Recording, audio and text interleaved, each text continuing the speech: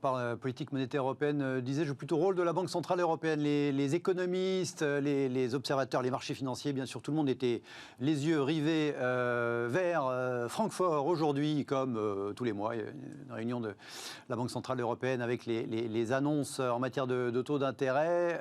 Le sujet taux d'intérêt est devenu très important aujourd'hui, vous le savez, compte tenu des niveaux de dette. La Banque centrale européenne, elle a décidé de laisser ce taux d'intérêt inchangé, pas de baisse des taux, ni d'augmentation des enveloppes de ces programmes d'achat d'actifs financiers, mais, je cite, un coup d'accélérateur. La BCE va accélérer le rythme de ses achats d'actifs, nous dit le quotidien des Échos. Quelle réaction sur les marchés financiers? Les taux d'intérêt à 10 ans s'étaient, non pas envolés, mais avaient commencé à regrimper significativement depuis quelques semaines. Regardez, voilà ces deux commentaires, ces deux extraits de courbes. Là, taux 10 ans allemand, nous dit un opérateur de marché, regarde, choup, forte chute. Alors, forte chute sur quelques heures, hein, donc ce n'est pas non plus des mouvements de long terme. Et puis, un autre commentateur, un autre gérant, quand je vois l'ampleur de la baisse des taux à 10 ans italien, encore une fois suite à l'annonce de l'accélération de ces rachats par la BCE, j'en viens à me demander si Draghi a vraiment quitté la BCE. Alors, je ne sais pas si vous souhaitez commenter la décision de la BCE, mais sur le principe je le disais, hein, les yeux rivés sur la BCE, on a l'impression que la BCE gouverne le monde et la Fed aux États-Unis, enfin les deux, hein, main dans la main, sur le rôle de ces banques centrales devenues, on a l'impression, omniprésentes, et en tout cas plus que jamais. Ça vous inspire quoi, Virginie, de dire que non, il y a quelques gouverneurs comme ça autour d'une table à Francfort, aucun n'a été élu, qui décident quand même de beaucoup de choses et dont beaucoup de gens disent que ce sont les gens les plus importants aujourd'hui dans le monde. Il faut surtout se rendre compte du monceau de dette qui est aujourd'hui sur la table. Hein, et donc, c'est pour ça que la BCE devient aussi importante. C'est qu'on sait tous que si les taux d'intérêt augmentaient brutalement, alors là, pour le coup, on serait dans une situation catastrophique, n'étant pas capable de faire face à cette augmentation des taux. Donc, c'est pas par gaieté de cœur, je pense, que tout le monde guette la BCE. C'est parce qu'il n'y a pas tellement d'autres choix que de comprendre ce qui va se passer. Est-ce qu'il va y avoir plus d'inflation? Est-ce qu'il va y avoir une hausse des taux de long terme? Et ce qui me semble très important dans ce qui a été décidé, mais surtout, c'est que l'Europe pêche aujourd'hui par un problème d'exécution. On voit bien à plein de niveaux. Le déclaratif est très intéressant, les grands chiffres, les Français entendent des milliards qui pleuvent. Le problème, c'est où il pleuve, quand il pleuve, et est-ce que vraiment on a vous voyez, la concrétisation en fait de ces grands plans de relance dont on parle. Donc là, je crois qu'il était plus que temps, et je crois que Christine Lagarde a bien fait d'insister là-dessus. Il est plus que temps de montrer qu'il va y avoir une exécution et donc une capacité à dépenser cet argent.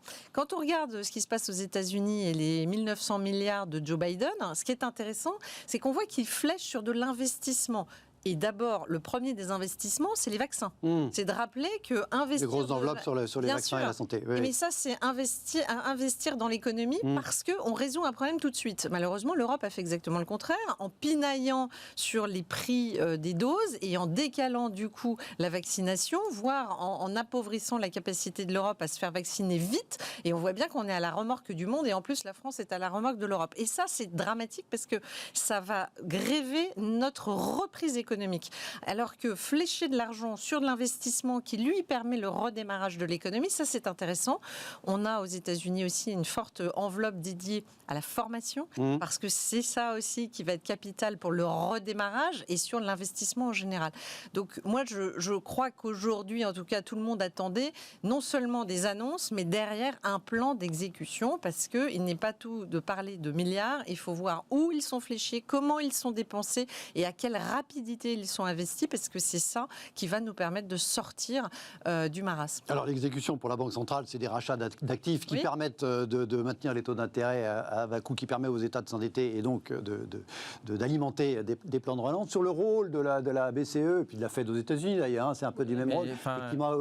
absolument considérable aujourd'hui compte tenu des enjeux de dette qu'on évoquait. Oui, mais je rejoins tout à fait ce que disait Virginie sur le fait qu'aujourd'hui, elle tient la baraque. Christine Lagarde tient la baraque.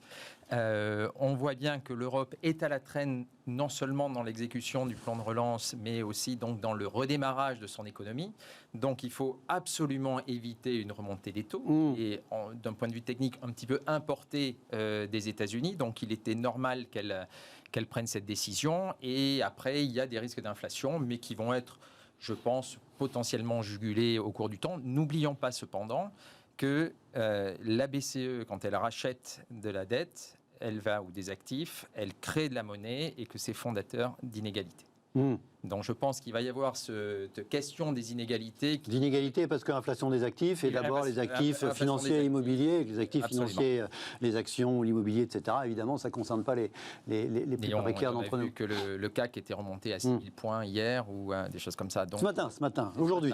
Aujourd'hui, les 6 000, avec la Covid, on sait exactement aujourd'hui, les 6 000 points, c'était effectivement, depuis l'ouverture, à l'ouverture ce matin, les marchés financiers globalement qui sont plus hauts, le Dow Jones est au plus haut. Enfin, le Nasdaq, parce qu'il est un petit peu touché, corrigé, mais effectivement, tout ça sous l'influence, donc ce que vous nous rappeliez, c'était injection massive de liquidité des banques centrales, aussi bien aux États-Unis qu'en Europe. Voilà, donc, alors, décision, pas décision, en fait, c'est-à-dire les taux pas changé, les enveloppes pas changé, mais on accélère un peu. C'est la thématique du moment, y compris sur la vaccination. Ne pas décider, c'est décider. Si on a 2 minutes, on parlera de vaccination à la fin de l'émission. Allez, tout de suite, notre premier débat. On va s'intéresser au consensus politique. Est-il possible en matière de climat ou en matière de nucléaire ?